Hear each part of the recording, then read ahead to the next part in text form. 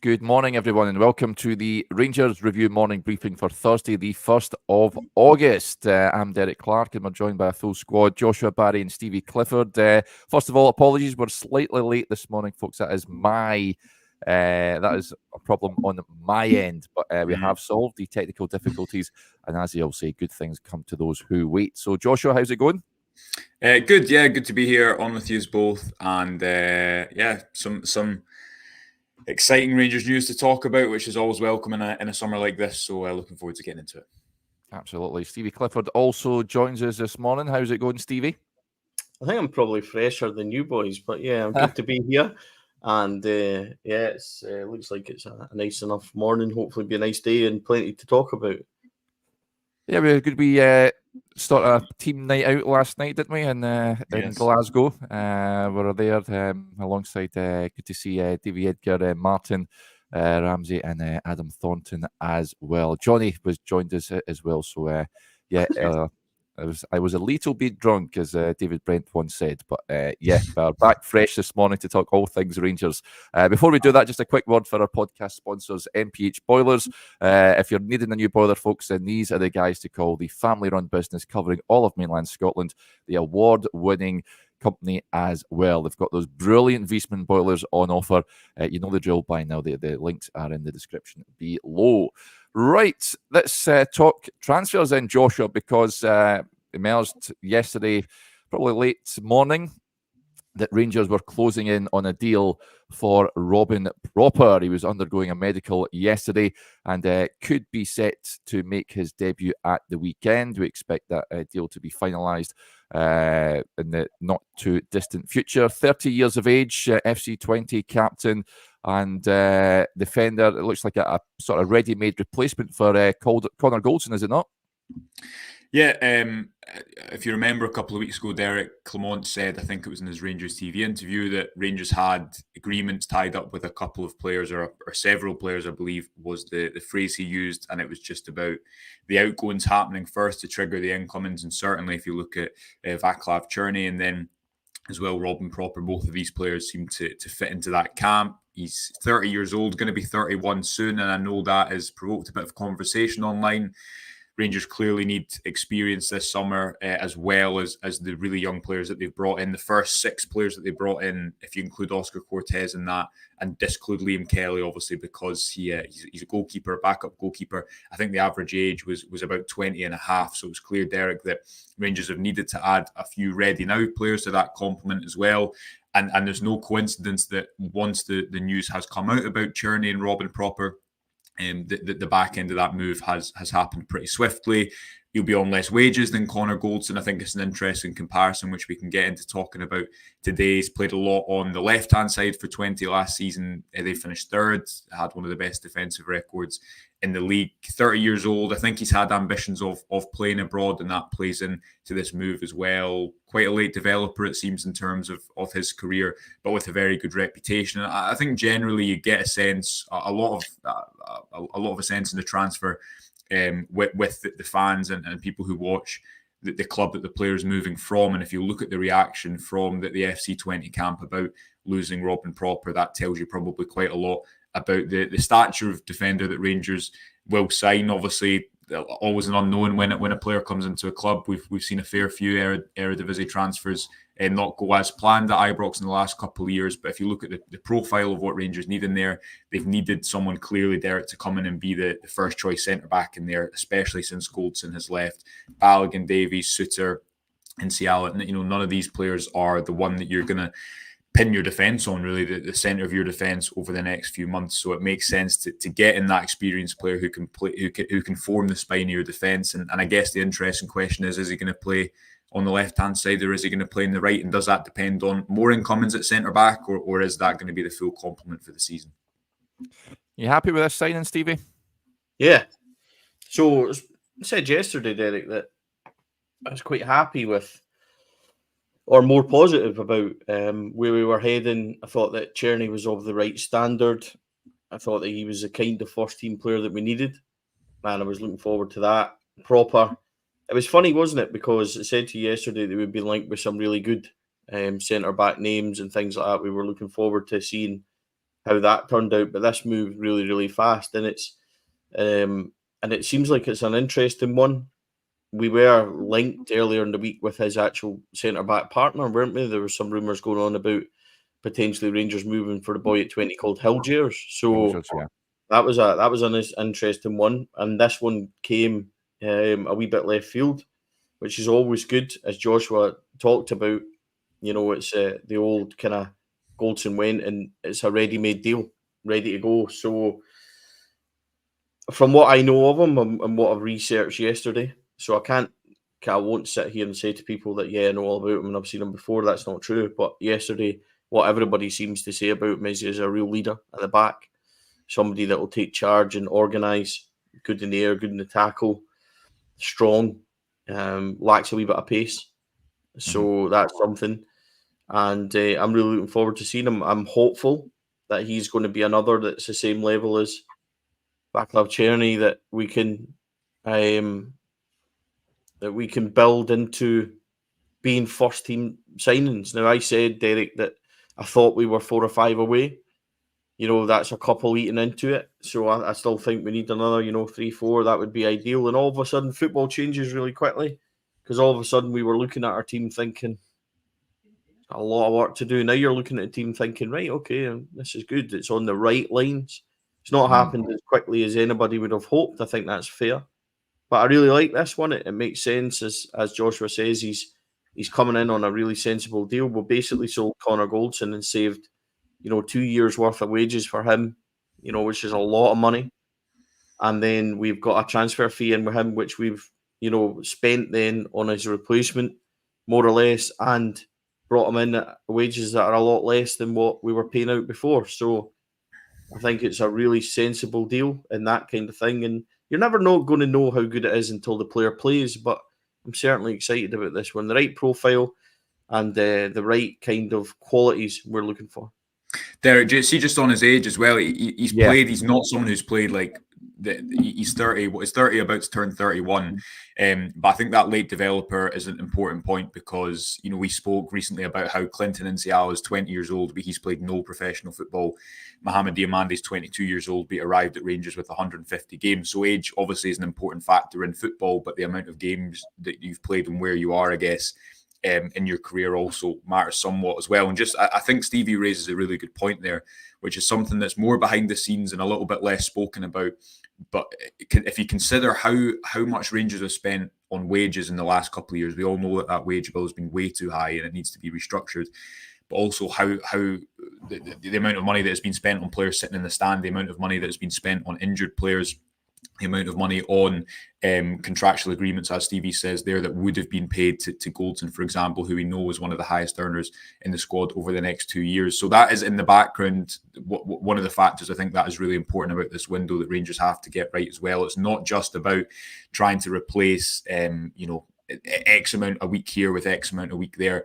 It's taken down the whole, what was a really inflated squad bill, wage bill, over the course, because that is a key part of squad building that has got Rangers into the situation they are, and they need to fix it to get out of the situation that they've been in this summer, and some of the outgoings that you've seen them manage to get those amount of wages off the books. That's really important as well when you look not just to this window, but I think the window's coming forward.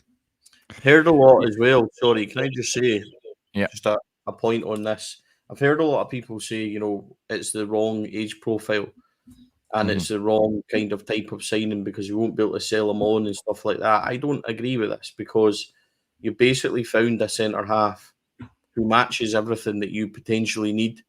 You've got to trust the manager and Coppin to identify that they've got the right ability, which we'll see in time, obviously.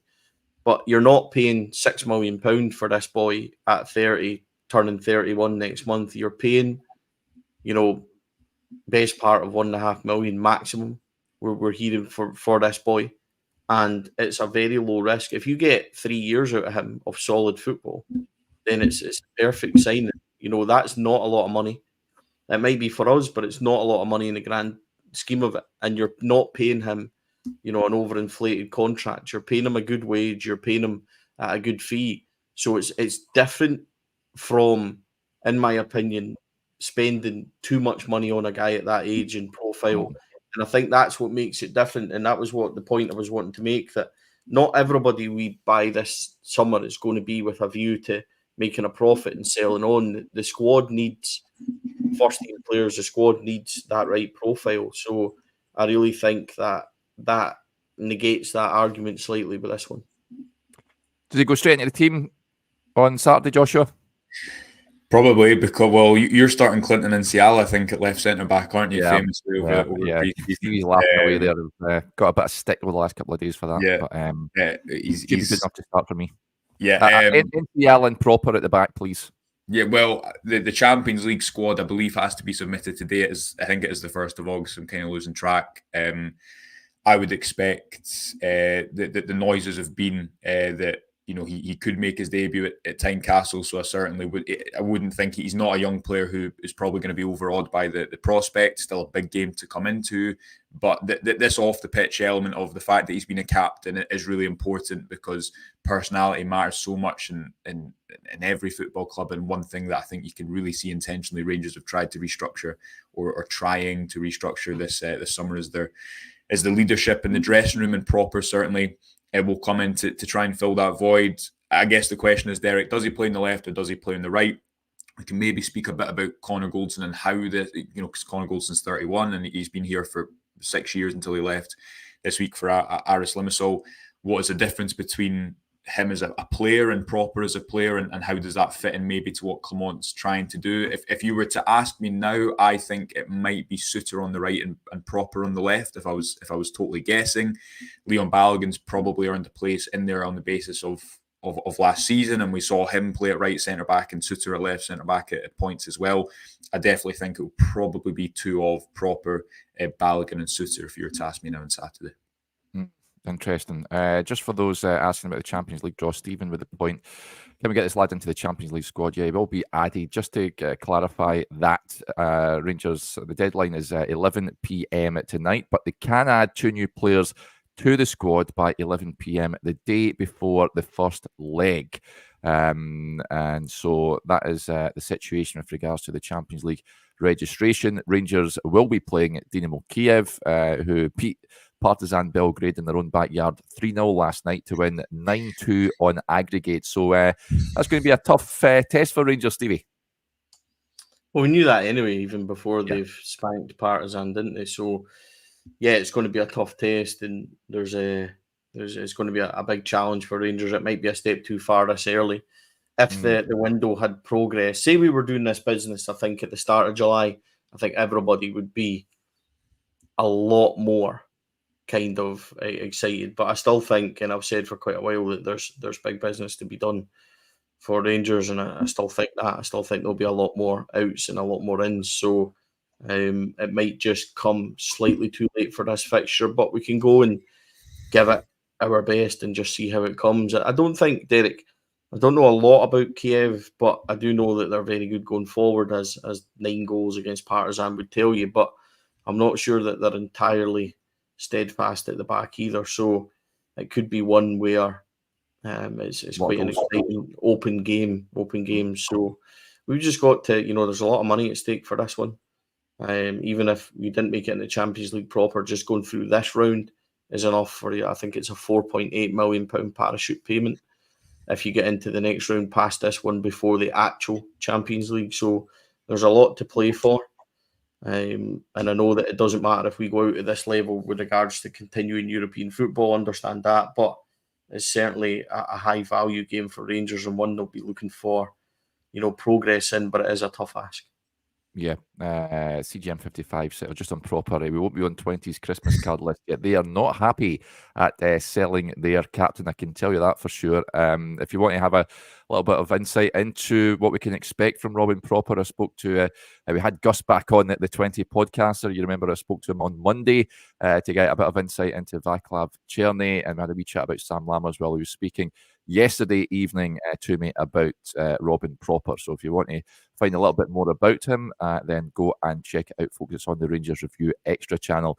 And Callum's joined the Extra channel as well, and he gets in touch. I'll pop this message up. He says, lovely and very unexpected to bump into you all last night. Big fan of the channel.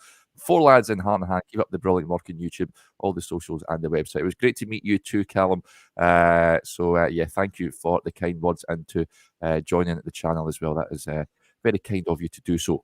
Right, so Pröpper looked to be on his way. Joshua, Rangers still for you. Where would you like to see them strengthen? Can you see them strengthening before the trip to Tynecastle on Saturday? Well, what day is it? Thursday? Maybe not. Obviously, the Champions League squad has to be submitted today. I think you're allowed to make 2 changes in between the third round and the playoff if Rangers are to make it there.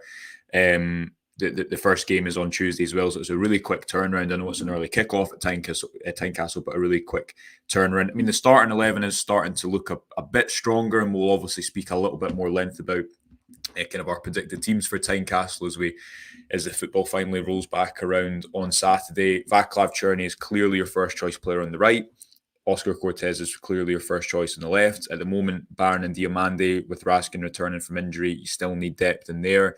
Up top, a lot depends on what happens with Cyril Dessers. If Rangers can get the money they deem acceptable for him. We spoke at length, Eric, about his age, the fact he's 29. If you're able to get back most, if not all, the money you paid for him last summer, it's a good time to sell. Don't expect Danilo to be the one who leads the line in Edinburgh. I think we've all seen in pre-season it's going to take him a little bit of time to get back to full sharpness. The number 10 position, I think, is one of the key areas you look at the moment in particular, especially because of the Todd Cantwell news. And in behind Tom Lawrence at the moment, we've seen Alex Lowry at points in pre-season, but not that much. It'll be Lawrence you'd expect, who plays in these big games going forward over the next couple of weeks. There's still a lot of work to do. I agree with Stevie. I think you're still, if we take Černý and Pröpper, you're still maybe 3 first-team players away if you're being slightly generous, and if you want to be slightly more ambitious, a couple more. If you're being greedy in this transfer window, but Rangers have already, if you include Pröpper, they're going to have brought in 8 players in this transfer window, which is obviously just one less than they brought in the entirety of last summer. So still areas to strengthen, but if you've got Pröpper and Černý in, and if they are both ready to make an impact quickly, because we know of the 5 players who joined earlier in the summer, Connor Barron is really the only one who's going to be in that same boat. That could be important, because Rangers cannot afford to, for all the good work they might still be doing in the window, for the fact that players might still arrive towards the end of the window, this Hearts game and this double header against Dynamo Kiev, you can't afford to, obviously, goes without saying, lose them. You need to be in a good position come the end of the window to make sure that if and when more players arrive, they're coming into a season that still has a lot to play for, because we know what happened in the first couple of months of last season when there was so much change in the playing squad. Yeah. I think Dessers will be leading the line on Saturday, Stevie. Yeah, because I think he's the only one that's available and fit at this moment in time. Danilo's not ready. We've seen that. And even at Birmingham, we've seen that he wasn't ready. He'll take a wee while to get up to speed. Cyril had a good game last week, I think, against Union. So I think that's fair to say. Finished his goals really well. First one was actually really quite a smart finish. So you would hope that his confidence is up. You just got to hope that when he tries to round the centre back and goalkeeper 5 times, that he just manages to get his shot away. So, all joking aside, you do go with him, don't you? I think my team wouldn't be much different from Joshua. We'd like to see Cortez and Černý starting the wings. We'd like to see Lawrence, Redvan coming in at left back. But then there's a big onus on Cortez to be better when he's tracking back than he was last week. We've got to tighten those areas up, but the middle, I think Baron Diamande picks itself, and then Pröpper comes in for me as well next to Suter. So yeah, I mean, I think at this moment in time it does pick itself for that game, probably for Kiev as well. That might slightly deviate if he might decide that he needs another more solid midfielder in there for Kiev. I'm not quite sure, but I said this yesterday, and I still believe it, that this can swing quite quickly. At the moment, things are quite negative and quite, maybe downbeat. I don't think that many people are looking forward to, but you go to Tynecastle on Saturday, you get a result. You maybe add a player on top of, you go into a European game, and, things can change. The mood, the atmosphere can change really quickly. My mood has certainly changed over the last few days. I said that yesterday as well. Pröpper came right out of the blue, which was a really nice moment. But he's the right kind of player. Add him to Černý, and yeah, you're starting to get there, Derek. You're starting to feel a lot more positive. The only downside is it's coming maybe a lot later than we wanted, but positively, you can start to see the jigsaw that Clement has talked about quite a bit come together. So I'm certainly a lot more positive. There's a lot more exciting names out there. There's a lot more links and things like that. And yeah, it's getting to that bit where it's quite fun, isn't it? So there's definitely more things to get positive about than negative on the playing field at this moment, because I think you can start to see it. I think more people will leave as well, Derek. Joshua, we spoke about, and we have spoke about this wage restructuring quite a bit, and the need to do that. You know, Joshua mentioned it there. I think that's the key thing, not only to, you know, the departures, it's how much money you're going to save and how you can rebalance this squad, because it is unbalanced with wages and things like that. But when you consider the guys that have left, Lawrence, Barisic, you know, Goldson, these are all Lundstrom, all big players, you know, and a lot of money. So there's a lot there going out, and there's a lot coming in now on better structures and that. So it is slowly but surely, I think we're getting there, and I'm certainly more positive we're on the right track.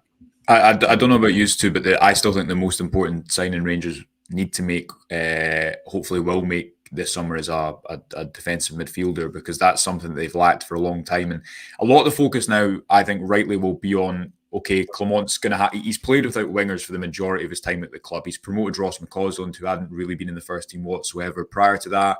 Abdallah Sima and Oscar Cortez both had bad injuries. In the cup final, you were playing Sterling as a right back and Fabio Silva as a certainly not a left midfielder on the wings, right? So let's say you start the season with Cortez and Cherney. You've got round pegs and round holes as opposed to what you had last season. There's question marks, I think, over the midfield. Yes, Barron's looked really good. Everyone knows about the quality of Diomande, but also at points, and we saw this especially, I think, in the Birmingham game, when Rangers don't have the right set up in midfield, when they maybe don't have, when they rely too heavily on Diomande to do everything, the ball can go long quite a lot. They can lose control of the game. The football doesn't always look that pretty. So I think signing that number 6 is something that Rangers have lacked for a long time. Since Stephen Davis, John Lundstrom was never a real, for me, a natural fit.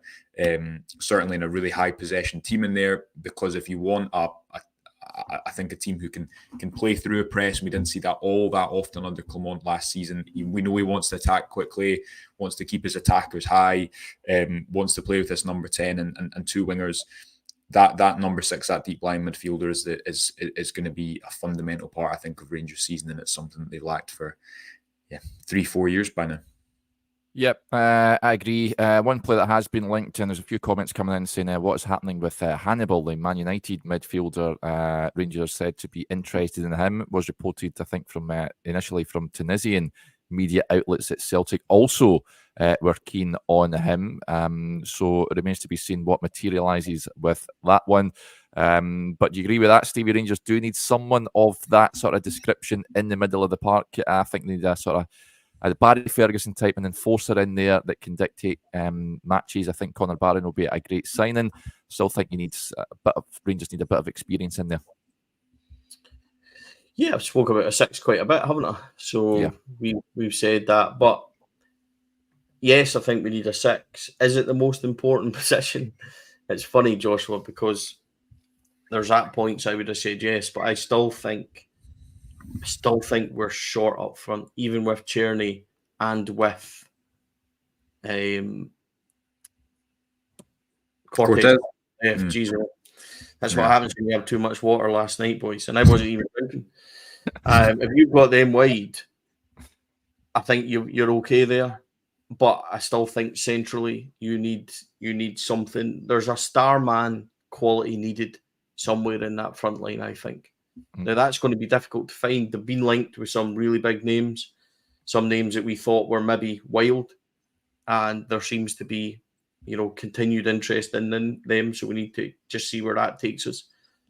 And, is it a case of waiting for maybe movement on Dessers before a star striker comes in, before a number 10 comes in? I think we need to wait and see. But, I still think a 6 is positive, but I think a 10, especially if you're losing Cantwell and Hadji and Alex Lowry, I think will most likely go out again as well, because I'm not sure he quite grabbed his opportunity, and I'm only surmising of what I'm seeing at Birmingham and stuff like that. He didn't look like he properly grasped that. So I think there's work to be done in the spine of the team. If you can get 3 players in that spine of the team, a 6, a 10, maybe somebody else up front, depending on who goes out and stuff, I think you start to look automatically better. The 6 has always been key. I've spoke about it for a long time. Was really excited about the links to Damien Garcia. I thought that could have been a really positive move. They've been linked with a few more in the last couple of days, in the last couple of weeks. It'll been quite exciting. But I think that, there's still work to be done. But it's starting to get to the point now, Derek, where you're all of a sudden not going, well, we need 6. Now it's, if you can get 3 really good key players, you're starting to knit it all together. So it is coming together, I think, slowly but surely. And I think what Joshua says about a 6 being key to dictating, it's maybe what I've spoke about with you quite a bit this week, about how easily we've been played apart by one pass and things like that. And Joshua will know more about this from his kind of like reviews and stat stuff and things like that. I think we've been too open and too easy to play against at times, where one pass against Man United, against Birmingham, against Union has completely undone the team. So would a 6 then knit that together positionally? Would it be a lot tighter? Would it be a lot more robust and a lot more kind of solid in that? I think possibly they might be. So it's certainly a key move in a key area. Is it more key than getting a star man type up front? Just depends what way you look at it, doesn't it? It depends what way you look at your team and what you believe is the key is. But what Philippe Clement believes is ultimately going to be what's decided in there. But I do think there's business to be done, absolutely. Yeah, you've got to trust the manager and the targets that are bringing in. Hopefully they'll hit the ground running. Some concerns over right back, Joshua, about, of course, James Tavernier. A lot of noise with his future. He looked a tad off the pace, it's fair to say. It looks like someone in the manager did touch on this recently, where he says he's sort of behind the group. He's not played that much football, of course. Is that a concern for you heading to Tynecastle? There's some suggestions that Dujon Sterling, who missed the game at the weekend, if he's fit, should he come in and play there? What's your thinking behind that? Yeah, it's a big decision, obviously, isn't it? Because the noise about Tavernier has been no secret. It's been pretty plain and obvious, I think, for a number of weeks by this point. But also, he remains the club's captain. He deserves a lot of respect, absolutely. And Clement has to manage that really well. He wasn't lying when he said, obviously, that the only player he didn't want to sell this summer, or wouldn't sell under any real circumstances, because he thought that no club would match the expectation, is Jack Butland. And I think that comment said a lot. Dujon Sterling, the manager, Clement was asked about it after the Berlin game, wasn't he? And he said that, which was a really interesting comment, he said that Sterling had taken part in, what was it, a third of pre-season, and that was 3 times more than he'd done in any previous year, which I thought was a pretty revealing comment. He did have a lot of injuries last season, but he also did play a lot of games. It's not as if he broke down every couple of games. And I think what is an important point to notice is when you are playing in so many different positions. For example, he's a right winger at points, and he's high intensity runs the whole game. Didn't really play at right back whatsoever. Played in midfield, and the conditioning for all these type of different positions again is different, as Clement reiterated at different points of the season. But with all that said, you don't go into the season at the moment, if you're looking at Rangers right back options, and think it's clear who's going to play, it's clear who's going to be available, and you can guarantee yet that Sterling is going to be available for 50 games a season, as James Tavernier has been for 8 or 9 years at Ibrox so far. Leon King obviously looks like you're the player behind those two at the moment, having not been able to really cement a place at centre back. But I think that is a concern going into Saturday for Rangers, because Tavernier obviously was at fault for one or two of the goals, the penalty, the third goal I think the Union scored on the day. We know, I think against Man United, that Sterling had a good game, but that question of injury, until it's been answered, until he plays consistently, is going to be there, Derek. And it's one that Clement, that we've heard a lot about how pre-season, how different changes here or there are going to be able to aid these injury concerns. And I guess they're going to have to, the proof is going to be in what we see over the next number of months, because what is obviously clear and obvious is that Rangers can't have the type of injury situation they've had over the last 3 seasons if they hope to make this one any different. Yeah, Dana Life says, is Tav going or is that him staying, lads? Well, Trabzonspor haven't met Rangers' valuation, so he's still a Rangers player at this moment in time. Is that a concern, though, Stevie, Tav's form heading into this game at the weekend? Yeah, I think it's definitely a concern when you've seen how off the pace he looked, and the question is, and we've spoke about it, you start to worry, is his legs gone? Or is it a case of being, he's just getting up to speed and he's been really tired and overplayed the last 6 months. So these excuses or kind of context that's made for him, is that the case? Or is it just the fact that he's completely off the boil? We're going to find out, aren't we? Because he will play on Saturday.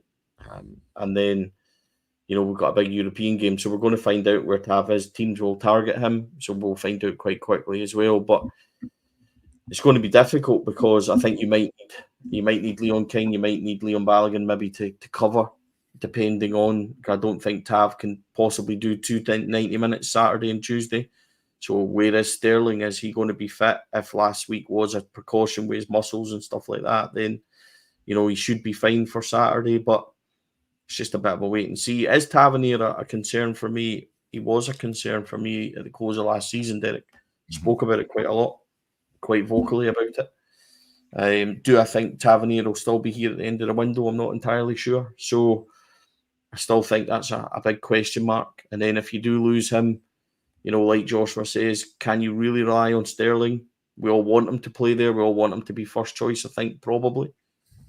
But, until Joshua says, until he plays that consistent level of games, you're going to be worried about that. But I think Tav starts on Saturday. I think that most likely Hearts will go at him. They'll try and have a go at him. But we just need to hope that he's on his game. And we've seen it before. Tav can certainly rise to the occasion and stuff like that. But he's had a bit of problem at Tynecastle before, hasn't he? Under Warburton, under Gio, under previous managers. He wasn't great in the 3-3 game at the end of last season. In fact, he was really poor that day. So it's a worry for me. James Tavernier, definitely. But we'll just need to deal with it on the day and hope that we can get through it. Yep, a lot of questions asking if Sterling is fit. We'll get a fitness update when we speak to the manager tomorrow. First proper press conference of the season ahead of the season opener at Tynecastle on Saturday, 12:30 kickoff for that one. If there's any transfer news to break over the course of the day, folks, keep your eyes peeled on our social media channels, or YouTube, and on the website as well. No doubt, given the Rangers in recent weeks, they'll announce a signing, or rumours will start emerging once we come off air. But yeah, plenty to consume over on the website just now, folks. And if you are on WhatsApp as well, you can follow all the latest Rangers news on there. Head over to the link which is in the description below this video to join us on WhatsApp. Right. There. Big thanks to Joshua and to Stevie as well. I'm off tomorrow, so I'll be Joshua on the Yorkie. So enjoy your weekend, folks. Hopefully your team wins on Saturday, and I'll speak to you next week. Bye for now.